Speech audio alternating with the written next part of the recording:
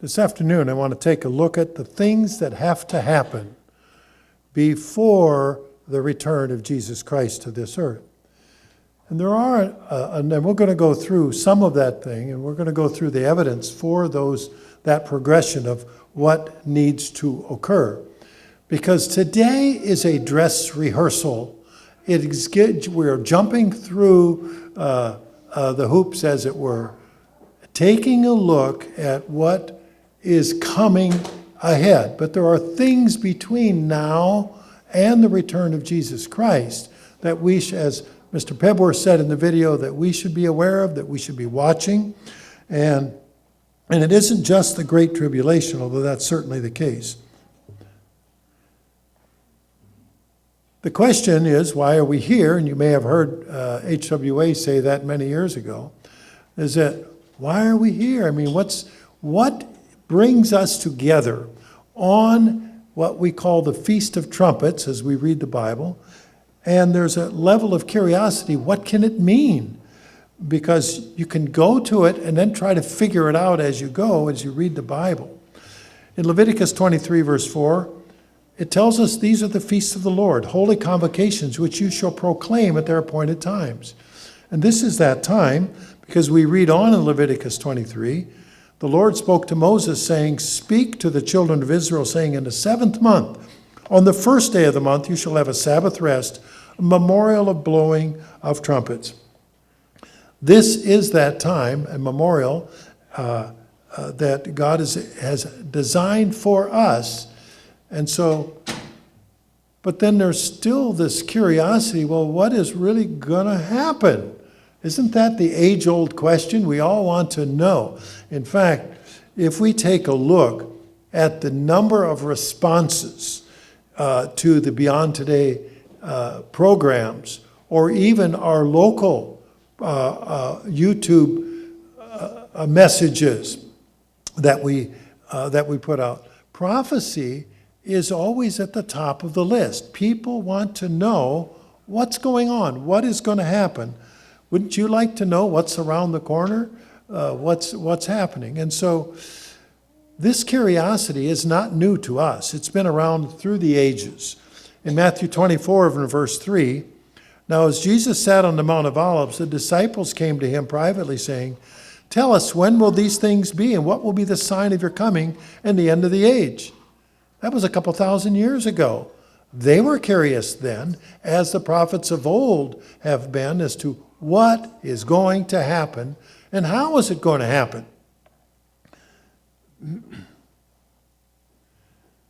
We can simplify what we read in Daniel and Matthew and the book of Revelation.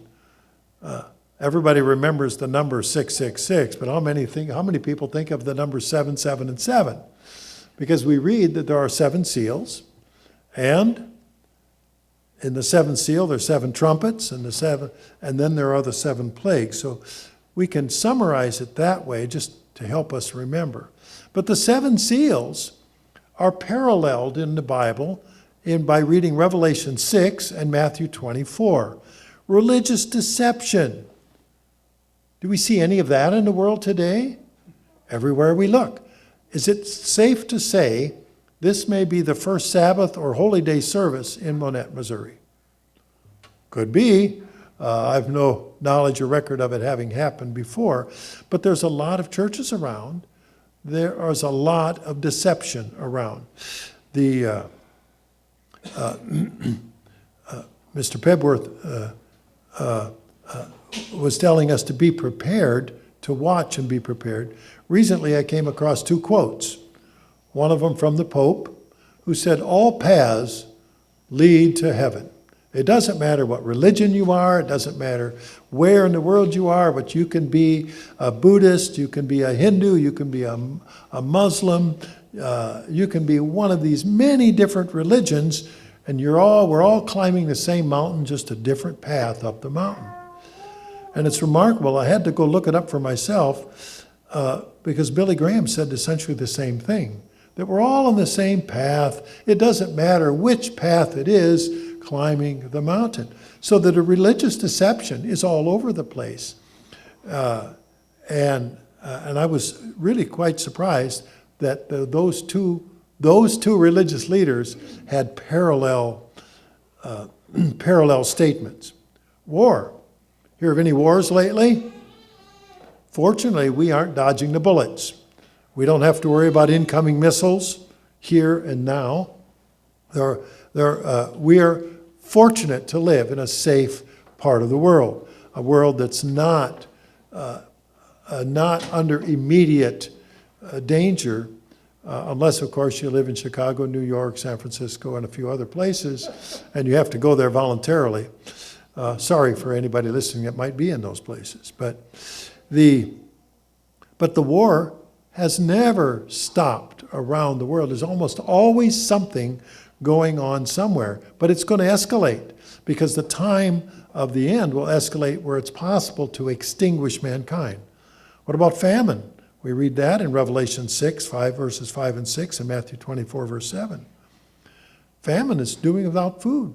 And that's been true for a very long time, and it's happened all around the earth as seasons change and as weather changes. And following famine are disease epidemics. Again, in Revelation 6 and Matthew 24. And we've seen the example of that in the last few years, but it's gone throughout history. In the Middle Ages, there were several waves of the bubonic plague, the Black Plague, that swept across Europe, killed a third of the people. You know who didn't die? Hardly any Jews died in Europe during the Middle Ages. Why? Because those that kept the prescriptions in the Bible for separating yourself out from disease, they didn't get it. They didn't touch dead bodies. If they did, they kept themselves separate. And it was so difficult for people to believe that they weren't putting curses on the rest of the population, that entire villages of Jewish people were killed in Europe, which caused many of them to flee to Eastern Europe and Russia, which populated those places with many Jews, because they weren't welcome. In fact, Spain purged them all in 1492 before Columbus sailed for the New World, purged the Jews there. They were not well thought of. Because what? Because they weren't suffering the same damages that other people. And then in Revelation 6 and Matthew 24, we read about tribulation. And a lot of troubles, not just war, not just famine or disease, but you have neighbor upon neighbor and so forth. A lot of those issues. Heavenly signs. Wow. Seen any heavenly signs lately? My family goes back to pioneer days when they settled on the prairie in Minnesota. And there's a 1917 history book. And it's about 5 to 6 inches thick. And it documents every immigrant family that came there, settled, and they told of their history. And in that book, of which our family has one of 3 known copies, it tells about a phenomenon that was remarkable in the sky in the 1880s. And that is, people could look in the sky, and the atmosphere was such, they look in the sky, they could see a reflection from the Minnesota River Valley about 40 miles away. They could see farmers in the field. They could see, pulling the horses pulling the implements. And they thought, oh, this is the end of the world. And this history book records that some people were putting their affairs in order and getting ready to hang themselves because they didn't want to go through the troubles that would come thereafter. Heavenly signs. And we don't know what heavenly signs are coming yet. And then we have, of course, the 7 trumpets, known as the Day of the Lord. And so we have the 7 seals, and then we have the 7 trumpets. And we read in Revelation 8 and 9 about these 7 trumpets: destruction of vegetation, devastation of rivers and fresh water. Isn't that a bummer? You couldn't get a drink. No matter where you go or what you do, neither could livestock or animals, because then what happens to them as well? When you have devastations of ocean and sea life, it's going to stink. we get 3/4 of our oxygen is produced from the aquatic life in the ocean that's producing a lot of oxygen. I may be off on the numbers, but it's an enormous amount of oxygen produced out of the oceans. Sun, moon, and stars darkened.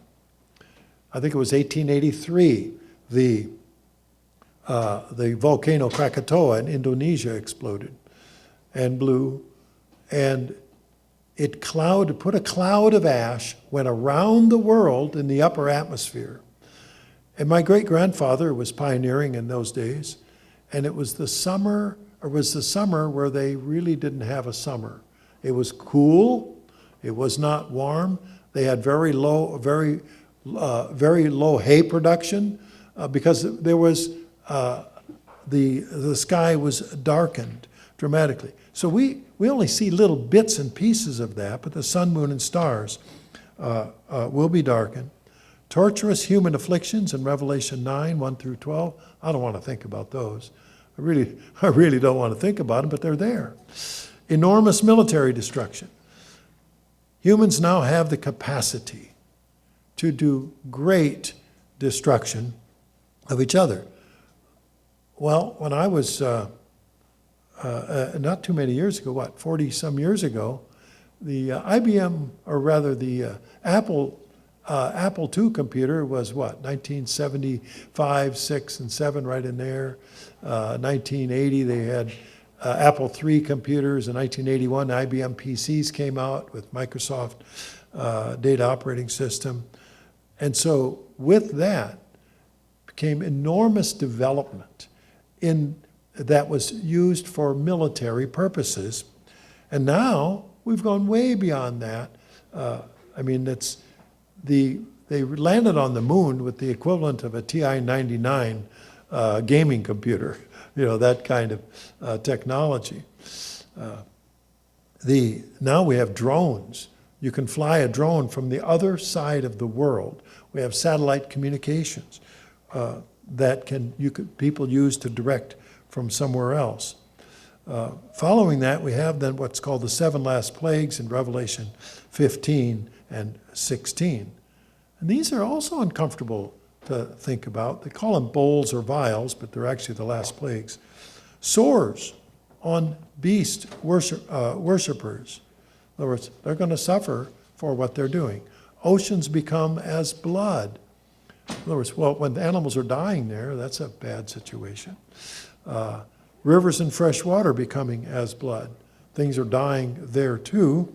Kind of takes me back to what I think of when Moses in the Exodus period, what happened there, where the water turned to blood. I remember seeing the movie of the 10 Commandments. I was in college, and boys couldn't go to the girls' dorm, and girls couldn't go to the boys' dorm. It was a Baptist college. Except on Sunday, there was a certain period of time when the boys would go to the girls' lounge. Every year in the spring, they would play the movie, and 3 hours or more long, the 10 Commandments. And we'd sit there with our Bibles critiquing the movie to see how far they deviated from it. But I remember, was it Charlton Heston pouring out a cup, that water was coming out, and then it changed colors as he comes out, changed to blood. So it was very graphic, and that's what came to mind when I'm looking at Revelation 16 and verse 4. Sun scorches the earth. Last I looked, it was supposed to get up to 88 degrees today. Not scorching the earth, but we're not in the middle of the Sahara Desert either. It didn't used to always be the Sahara Desert. It used to be a huge grain production area that supported the Roman Empire, but that's a long time ago, and so that's not happening now. But the sun scorches the earth. How could that happen? If there's a removal of some of the atmospheric protection that's on the earth, and we're not in control of that. We have thick darkness in the beast kingdom. I don't have a good answer on that one. I'm sure plenty of people will speculate. I do know this. When I was a kid, we had a dairy farm, and we had to go get the milk and we went from cans to bulk tank, and eventually to grade A milk. But it was supper time. Okay, little Timmy can go get the milk. So a 5-quart like ice cream pail with a lid on it, go down, and you got to go down in the barn. And the yard light was in the middle of the yard, but to get to the milk house, you have to go around the corner of the barn, and that's where the shadow was. So you could have light all the way there, but now you step into the shadow to get to the milk house around the corner. And I go there. It takes your chances. It's all dark. I'm just a kid. I come in to the milk house, turn the lights on, scoop up the pail of milk from the bulk tank. I had to keep it all nice and clean, and step back out of the barn, shut the lights off, and then run lickety-split for the light around the corner of the barn. And so by the time I got to the house, I found I only had a half a bucket of milk left because the rest was spilling out. And my dad was very comforting. He said, "Son, you don't have to worry about the dark. The dark isn't going to hurt you. It's what's in the dark. That's the problem." Great memories for a 10-year-old. So the darkness here seems to me something to worry about, what's in the dark at that time. Now this one is concerning Euphrates River dried up. Euphrates River runs from, the Gulf of Aqaba, is that the one, the Persian, from in Iraq, all the way up to Turkey, or from Turkey, and it goes through the Euphrates River. And I thought, well, that's got to happen. Well, guess what was in the news this year? That you could walk across the Euphrates River without getting your feet wet. Because there are parts of it. They have like 5 or 7 dams. They're withholding up in Turkey and Syria, they're withholding the water coming down. And it wasn't a heavy rainfall year anyway, not like North Carolina is today, that the Euphrates River has to dry up. And then you will read other prophecies, well, there's going to be 200 million man army coming from the east. Well, they got to cross the Euphrates River. Oh, it starts all kind of making sense to get across that, the river dry. But even the Mississippi River was rather running low this year. Barge traffic couldn't get up and down it. So we see types of those, 4 types of that, so that we kind of see that that can happen. And then, of course, we read in Revelation 16 and verse 17 through 21 about massive final destruction. And anybody want to think about that? You know, just the 7 last plagues. So we read about and we hear about this term, the Great Tribulation, in Matthew 24:21. For there will be a great tribulation such as has not been since the beginning of the world until this time, no, nor ever shall be. In other words, this is as bad as it gets. This is a tough time, a trial time. Well, who wants to go volunteer to go jump into that time? Well, folks, we're here. We are on the precipice of that if it comes in our lifetime. And so it's never since the beginning of the world. Now, what has happened since the beginning of the world? Well, I can think of the flood. That seemed to be pretty traumatic. That wiped out everything but one family and a few of the animals. Even the birds, I don't think you did too well on that one. So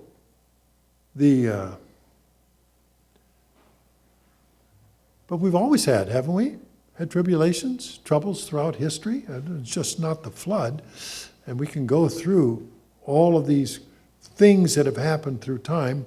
The Apostle Peter says, do not think it strange concerning a fiery trial, which is to try you as though some strange thing has happened to you. 1 Peter 4:12. So don't think you're alone in this. No, whatever is happening to you has probably happened to somebody before. But what's this about this great stuff? In other words, and we read similar wording from what Jesus said. He was quoting from the book of Daniel, in Daniel 12 and verse 1. At the time Michael, meaning the angel, shall stand up, the great prince who stands watch over the sons of your people, and there shall be a time of trouble such as never was since there was a nation, even to that time. Same words that we find in Daniel that Jesus spoke, that we read earlier. So we know that the prophecies of Daniel are also related then to Matthew and to Revelation. But there is a positive outcome here. You say, well, it's all bad news. It's all you ever say is bad news. There's some really, really positive news as with the return of Jesus the Christ to earth. In Revelation 7:13, one of the elders answered, saying to me, who are those arrayed in white robes, and where do they come from? White robes symbolize righteousness. And we read in verse 14, and I said to him, sir, you know. So he said to me, those are the ones who come out of the great tribulation and washed their robes and made them white in the blood of the Lamb. In other words, their belief in the truth, in the sacrifice and resurrection of Jesus Christ, and who then follow the laws of God, the expectations of God, those are the ones then who are arrayed in the white robes. So we know that the outcome is good. Now the seven seals, there's signified in Revelation 6 about the four horses. Religious deception, the white horse; war, the red horse; famine, the black horse; disease, epidemics, the pale horse. And we see the religious deception everywhere, symbolized by the white horse. You see, Jesus Christ is pictured as coming back as a white horse, but the religious deceivers will present themselves as being the Savior of mankind in the world. So we have plenty of religious deception going on today. War, the red horse, and wars, and wars, and wars, and we're on the edge of it now. We've got in Eastern Europe and in the Middle East, we have those. We have threats of China taking over Taiwan. And because we do get to Eastern Europe and to the feast in Estonia, and they're right next to Russia. I mean, you can go there and throw a rock from one side to the other. And it's so real to them because they used to be dominated by the Soviets until 1991 when they became an independent country and the Soviets went home. So we looked at a military museum there last year, and what do they have? They have bombed out Russian tanks. They shipped them up from Ukraine and put them in a museum in Estonia to say this, like an example. This could happen to you or me, that kind of war. Famine, again, Revelation 6 about the black horse. And famines don't have to be one kind. It can be insects eating up disease, plant disease that's stopping the crops. Famine could be caused by, a strike, a dock workers strike. No food can be going from one country to another or coming in. And so that happened, 2 days ago, that we have now dock workers on the entire Atlantic seaboard and through the Gulf Coast. So if you're not stocked up with the right things, now I eat mostly American-made foods, but there are some things that you go, you know what? I either get it or you're going to do without for the foreseeable future of whatever it is. I do know that Walmart said that they've stocked up for the next 4 to 5 months in anticipation of this. So you see a lot of containers out back, and they bought ahead anticipating this. But famines can occur, whether it's because of a drought or because of disease or transportation issues, or what if simply fuel isn't available for trucks to haul the items to market? Now we have something critical. And then you have a famine. Most people cannot make it over 3 days with the food in their house. All of a sudden, they're going to be really running short. So you might have a plan, because we know famines are going to happen. We'd like to minimize the effect on our life. And the black horse, and of course the disease epidemics, they've come up through time. I mentioned when I did the 4 horses of Revelation 6, and we produced a video on that one. And I didn't mention anything since the Spanish flu epidemic in 1918. I just left everything after that because I didn't want to be politically incorrect by the censors of Facebook and YouTube. and YouTube pulled it. They said it violated their community standards because the four horses of Revelation 6. That's the world we live in, and so it makes it more believable when they don't want to hear the bits and pieces of the truth. What's the fifth seal? Tribulation, which we're chatting about today, also in Revelation 6. We have heavenly signs we've mentioned, and the seven trumpets, the day of the Lord. So that we have the seven seals, and then the seven trumpets, and then the seven plagues. So now let's look what has to occur before the return of Jesus. Well, first of all, we can read in Zechariah 12 and verse 3 and Zechariah 6 and verse 9. We know that there'll be a Jewish nation which will be fighting its enemies. But then we think, well, has there ever been a time when the Jewish nation didn't fight its enemies? But in other words, it must exist. It can't be wiped out. It has to exist. And sure enough, in 1948, the Jewish nation was reconstructed after World War II. And then it says daily sacrifices resume. Now, we see that because in Matthew 24, verse 15, we have the abomination of desolation, or the abomination that makes desolate. And that is where an unclean sacrifice is made by non-Jew or secularists in the temple as the abomination, which is dreadful to God to abuse the temple in that way. But how can you interrupt the sacrifices unless they've already been resumed? Now, there are some theories on that one. Well, are the sacrifices the animal sacrifices, or are they our prayers, okay, of the saints? And so there's a debate on that one. But the red heifer is what many of the Orthodox Jews are looking at to resume the sacrifices, to when the temple is rebuilt, and they resume the sacrifices. And so they're looking at doing that at what early opportunity? In fact, October 7th.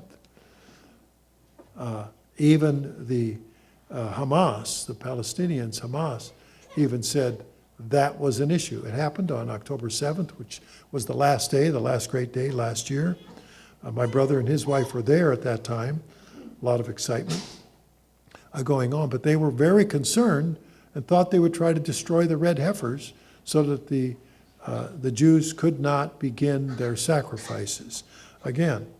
So we are watchful of this.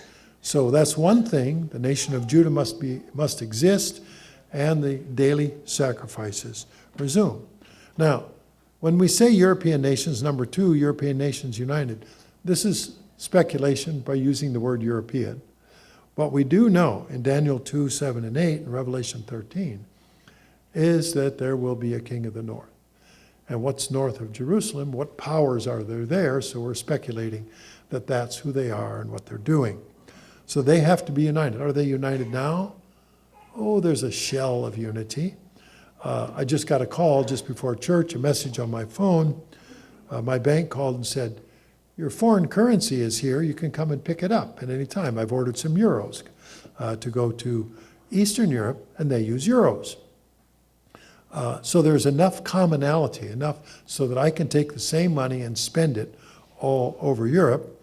I would that I had more to spend and more time to go all over Europe, but they do accept a common currency in much of it. Not every country. Great Britain has abandoned the euro. So Europe, the northern nations have to be united in some way, so that must occur. Then we look at a king of the south established. That's the number three thing. It must occur before the return of Jesus. In Daniel 11:40, we read at the time of the end. Well, when is that? Well, it's not today, but it could be in our lifetime, and maybe soon, maybe not so soon, but it always feels like it's a lot sooner. The older I get, the sooner it feels. At the time of the end, the king of the south shall attack him, and the king of the north shall come against him like a whirlwind, with chariots, horsemen, with many ships, and he shall enter the countries, overwhelm them, and pass through. There's going to be a lot of activity going on for those opposing forces. So there must be a king of the south. Then number 4, the loss of pride and power of the USA and Britain. Now there again, we're presuming that Ephraim and Manasseh are what we would call USA and Britain. And of course, we've seen now Great Britain has had the loss of the pride of its power. It used to be the British Empire. As they said, the sun never set on the British Empire. And wherever you were in the world, there was a British flag flying at one time. And that has been greatly reduced now. They still have influence around the world. The United States, similarly, used to have far more reach than what it does now. But that has faded dramatically.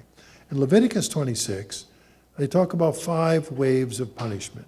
Now, here I'm going to put a question mark for speculation, is that when we have, if you remember the Twin Towers incident in 2001, on September 11th, when they came crashing down, you can speculate that could have been, that was a huge incident with shock waves around the world. And then Leviticus 26, verses 18 and 19. In 2008, we had huge financial disruptions with a recession going on at that time. And that was, and of course, waves of punishment. Who does the punishing? People punish themselves. God doesn't have to come down and point his finger and throw lightning bolts at them. People, by not following God's law, punish themselves. Similarly, in Leviticus 20:21, we have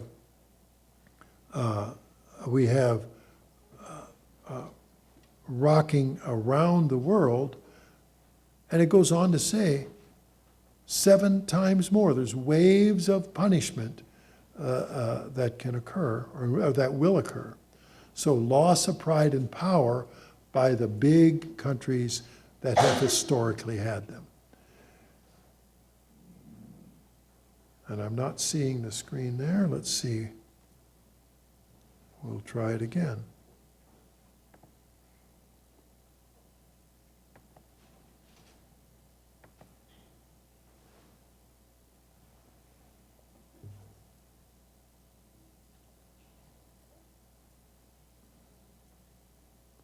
And it's dropping away on me. We'll have to get some techie to figure that out.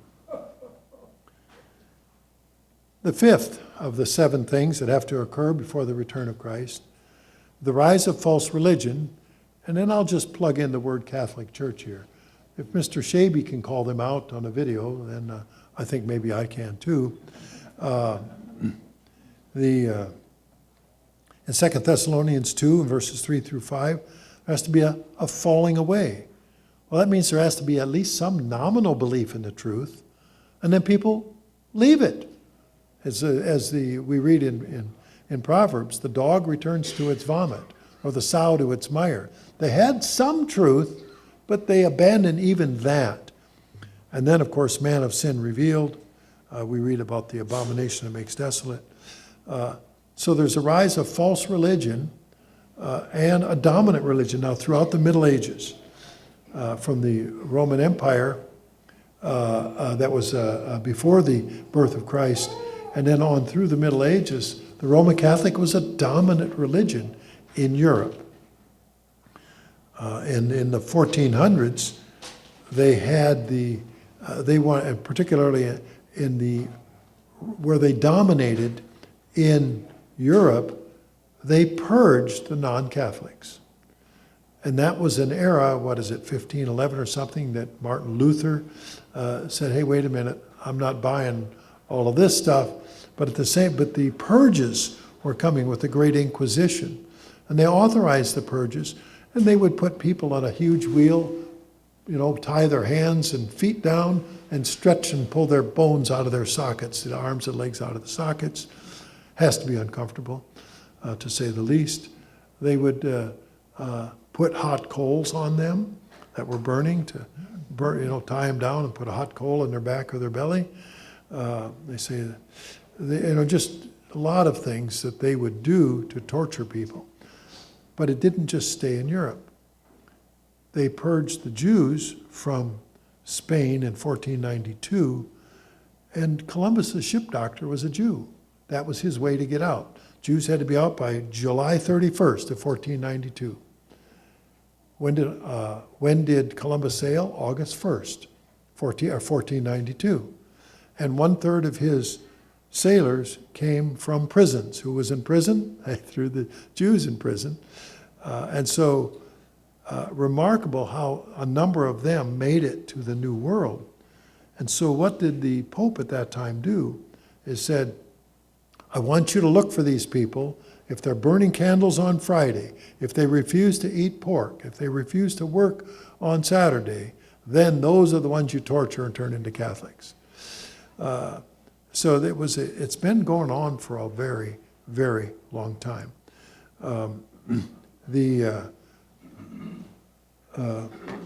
We follow that up in, and they'll be self-revealing. It says, man of sin revealed. They'll reveal themselves.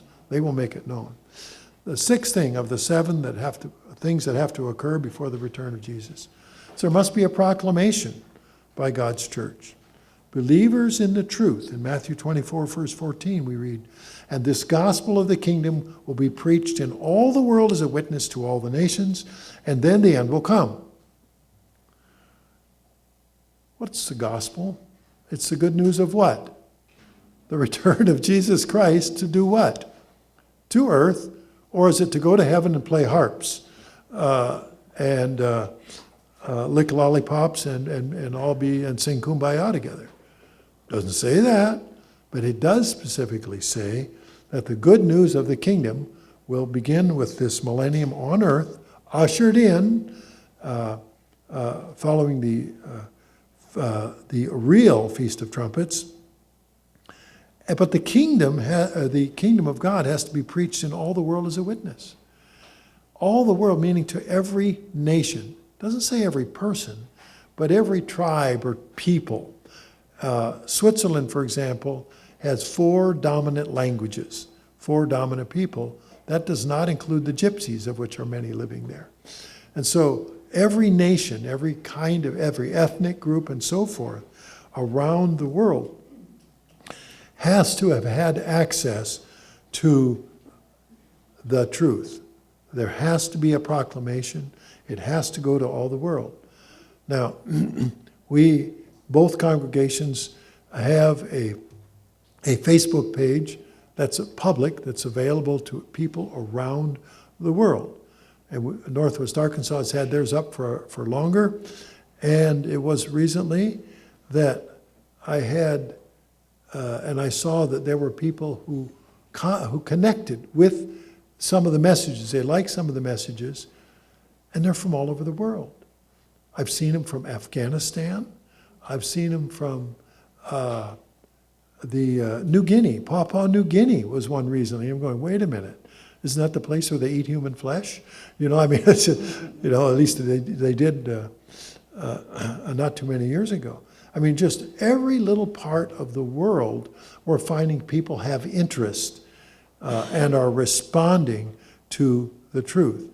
You know that the message is getting out when you get interest back from all of these various places. And notice, but it can't be everywhere yet, because what does the last part of the verse say? And then the end will come. So first there has to be a connection everywhere. But I must say, with the advance of digital electronics and satellites and the capacity to preach the gospel, it isn't just two people coming door to door and knocking, as it were in the old days. The availability to the truth is there. Now, people rejecting the truth is also at great numbers, but it must be, it says, will be preached in all the world as a witness. It doesn't say everybody's going to jump on the bandwagon. Then, if we take a look in 2 Timothy 3, and I do want to turn to 2 Timothy 3, verses 1 through 5, because there must be evidence of decline in moral values. And we think, well, that's always been true, that there's a decline in moral values. But we read this specifically in 2 Timothy 3. If I can find it here. But know this, that in the last days perilous times will come. So that narrows it down. When are we talking about? The last days. Verse 2, men will be lovers of themselves, lovers of money, boasters, proud blasphemers, disobedient to parents, unthankful, unholy. Verse 3, unloving, unforgiving, slanderers, without self-control, brutal despisers of good, traitors, headstrong, haughty, lovers of pleasure rather than lovers of God. And then verse 5. This I found really quite interesting. Having a form of godliness, but denying its power, from such people turn away. A form of godliness? Hey, they're religious. Remember that white horse of deception? They're going to be all of those things, but they're going to claim that they're still religious, and you should just accept them for who they are. And so we have this world now that's full of people who claim to be religious, and you can see the marquee on their church as you go by, broadcasting how proud they are of sin. Now, they don't say we're proud of sin. They just say what they're accepting or what they're doing. And so there's a decline in moral values. What do we see in Luke 17? Matthew, Mark, Luke, John. Luke 17. Verses 28 through verse 30.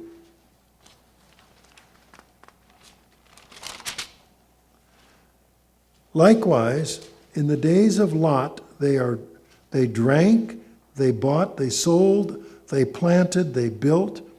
But on the day that Lot went out of Sodom, it rained fire and brimstone from heaven and destroyed them all. Even so it will be in the day when the Son of Man is revealed.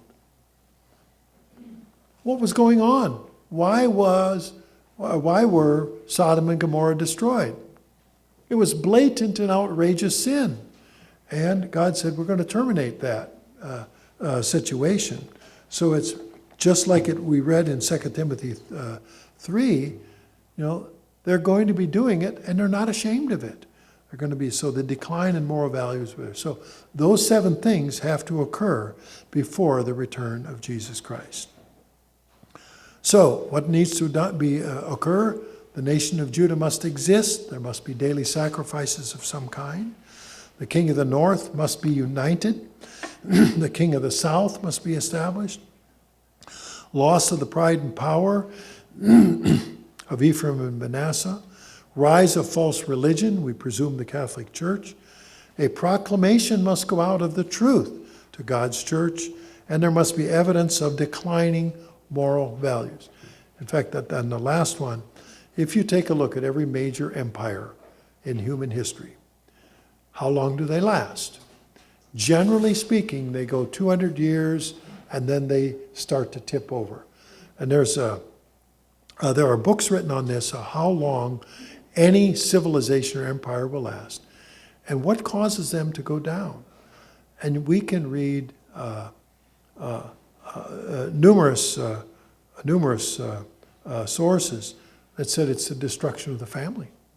When the family unit goes down, the nation, the fabric of the nation, then declines. And then now you no longer have a support system for that nation to exist. So before Jesus returns, we're going to see religious deception, war, famine, disease epidemics, a great tribulation that will involve heavenly signs, and the 7 trumpets during the day of the Lord. I think of the heavenly signs. I was a little kid when the first satellite went around the earth. Some of you may be old enough to remember Sputnik, the Russian satellite. And I remember family car was a 1950 Chevy Deluxe. We stopped, we heard it on the radio, stopped the car, we got out, looked up in the sky, and we could see the satellite going across the sky. And people were shocked, that they're thinking this. Now we're really worried.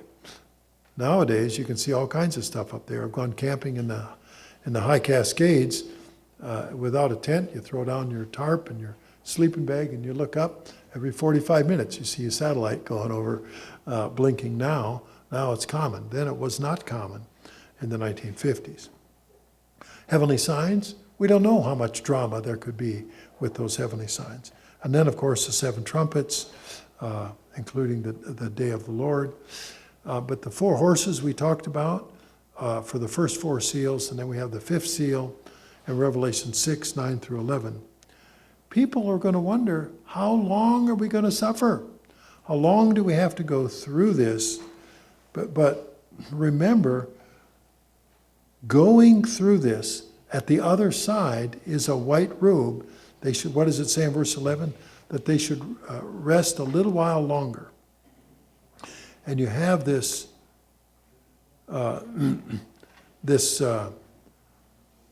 this reinforced in many parts of the Bible. The 3.5 years for a tribulation is 1,260 days. So it doesn't say 3.5 years every time. Sometimes the Bible will say 1,260 days. Sometimes it'll say 42 months. Other times it'll say 3.5 times and a half time, meaning a year, a couple of years, and then another half year. All of those come up to 3.5 years. So this great tribulation time, and during that time, in Revelation 11:2, we're given this example that the Gentiles will trample Jerusalem during that period of time. Well, we know that there's a lot of people that really do not like Jerusalem these days and want to turn it over to somebody else. So it's not a surprise.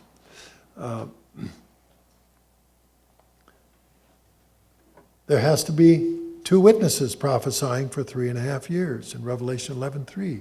I will give my power to my 2 witnesses, and they will prophesy 1,260 days, or 3.5 years, clothed in sackcloth, meaning they're humble people. They're not pretentious people, if I could suggest the meaning of sackcloth. But there's going to be that prophesying. What are they going to prophesy? Woe is me, we're going to die, or turn to the truth and accept God's truth. We read in Revelation 12:6, the woman, as mentioned in the sermonette, the woman is often used as an analogy for the church, will escape and be nourished in the wilderness for 3.5 years. Doesn't mean we run out in the woods and starve to death. It says we'll be nourished, we'll survive, and nourished means thrive. If you have a baby and the baby is well nourished, the baby grows, right? It isn't just, well, the thing is barely hanging on. And so we read in Revelation 12:6, the woman fled into the wilderness where she has a place prepared by God, that they should feed her there 1,260 days, or 3.5 years. So there will come a time of fleeing. There will come a time, of course, a place of safety, a place of protection. And we should wish that we would be counted and work to be counted worthy, that we would be able to join that flight. Revelation 12:14, a few verses down. But the woman was given 2 wings of a great eagle, that she might fly into the wilderness to her place, where she's nourished for times and a half a time from the presence of the serpent. Who's the serpent? It's Satan, right? And he is doing what to the world? Pulling them under his power and control with the serpent and the Antichrist, the beast power. So you have this. So there is a place of safety for the believers, okay, that Jesus talks about.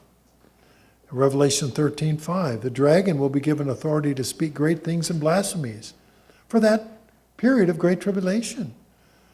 Well, that's pretty uncomfortable. What did the future King David say when he saw Goliath blaspheming the true God? He said, how come you're letting him do this, right? You can't do this. And they were all afraid of Goliath. Okay? This is not new. People have been blaspheming God for thousands of years because they've been influenced by Satan. And he, the dragon, meaning Satan, has the opportunity to influence many people. Now, when I say the saints will be protected in a place of safety, that doesn't mean all of them. Because in Daniel 7, verse 25, the rising horn shall speak pompous words against the Most High and shall persecute the saints of the Most High. So there will be persecution, presumably before they are placed or flee to a place of safety, and shall intend to change times and law. What do we call those people who don't believe in the law of God? Those are antinomians, against the law. And persecuting the saints, what's a better way to do it than to change the calendar by adjusting the times on the calendar? And they've already done that now, largely in Europe. Guess what day of the seventh day of the week is on their calendar? Why, that would be Sunday. It's the seventh day of the week, and we have that spilling over now into America, that they change the calendar in order to confuse people. The saints shall be given into his hand. Doesn't say all of them, but for a time times and half a time, or 3.5 years. So that's why we have to pray that we will be counted worthy to escape. And then in Daniel 12 and verse 7, some of them, again, will be turned over to the dragon. A man clothed in linen who was above the waters of the river held up his right hand and his left hand to heaven and swore by him who lives forever that it shall be, meaning 3.5 years, when the power of the holy people has been completely shattered, all these things shall be finished. So there's going to come a time when there isn't going to be a preaching of the gospel. What happens to the two witnesses? They will be killed, and their bodies will lie in the streets in Jerusalem. So there will come a time when there will be closure. There will be an end of that time. But interesting, in Romans 9 and verse 27, there will be a remnant who will be saved. And this, I find this verse interesting. Romans 9:27, Isaiah also cries out concerning Israel, though the number of the children of Israel be as the sand of the sea. How many grains of sand do you find on the seashore? A lot, right? Millions, billions, right? In other words, it's a great number, but it said there will be a remnant will be saved. So of all the people that live in northwest Arkansas and southwest Missouri, how many of them are keeping the Sabbath and the Feast of Trumpets today? It's a small number, just a remnant, as it were. How many people are there? A lot. Okay, so and I can liken it to this way, that just a small number here, even though there's plenty of potential for all of these people, only a few will be sustained. And of course, we read earlier, how will this all end?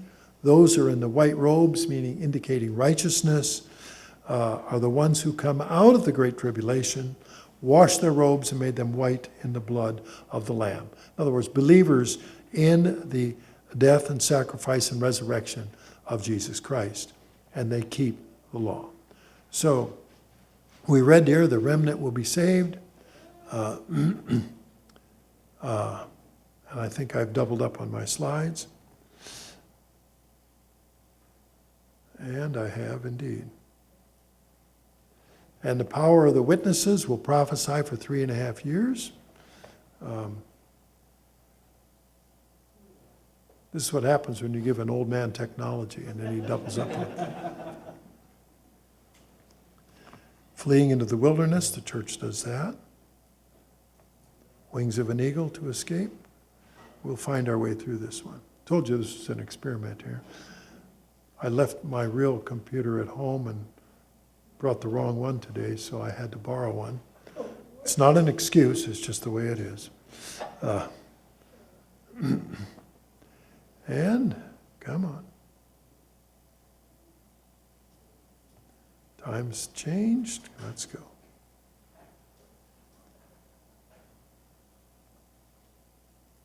We're almost there. There we go. Some of these are tripled. What's expected now of Christians today? What should you do? And what should you do tomorrow? next week, next month, next year. In Matthew 10:22, you will be hated by all for my name's sake. Any of you get hated because of your beliefs? Any of you suffer harm because of that? Whether it's at work, whether it's at school, are you harassed on the job, given a bad work schedule by an employer, given bad grades at school for not participating in some of their satanic endeavors? But you'll notice Matthew 10:22, the last half of that verse. But he who endures to the end will be saved. Is enduring fun? Doesn't sound fun, right? Now, it could be fun for somebody, but not for the ones that are following the truth. Somebody might enjoy goading you, making life difficult. But we are to stick close to the truth, to endure. In Matthew 24:13, it's repeated. And in the Bible, you'll find when something is repeated, it's for emphasis. So if somebody says, well, when were you saved? I've had Protestants and visitors to church ask me this. Well, I was saved on blah, blah, blah, date, and thus and such of a time. And I'm thinking, have they read Matthew 10:22 or Matthew 24:13? Because they haven't endured to the end. The one who endures to the end shall be saved. And so they don't understand that whole concept of what it takes to be saved. So we've gone over, mentioned the four horses of Revelation 6. We've talked about the Great Tribulation, the heavenly signs, the seven trumpets on the day of the Lord. So I wanted to bring that about today, about the Great Tribulation leading to the return of Jesus. Because what does this day picture? This day pictures the great triumph and authority that Jesus will come and straighten out this mess.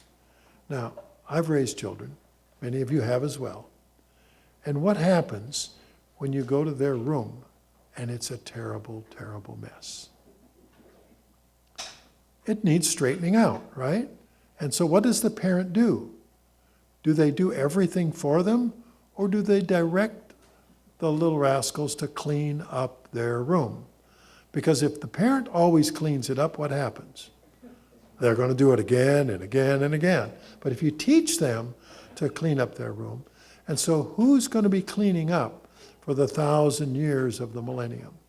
Are those who are followers of Jesus the Christ. And so this great tribulation leads up to this time, to Jesus' return. He will have a select core, we call it the firstborn. The Bible calls it the firstborn, of believers who will then be responsible for cleaning up the earth so that they're fully prepared for that time. So I want to thank you all for coming today. And if I haven't met every single person, please let's make sure that we do that. It is a delight to see everyone, and what a wonderful experience. Let's hope that, and I'm really looking forward to the meal.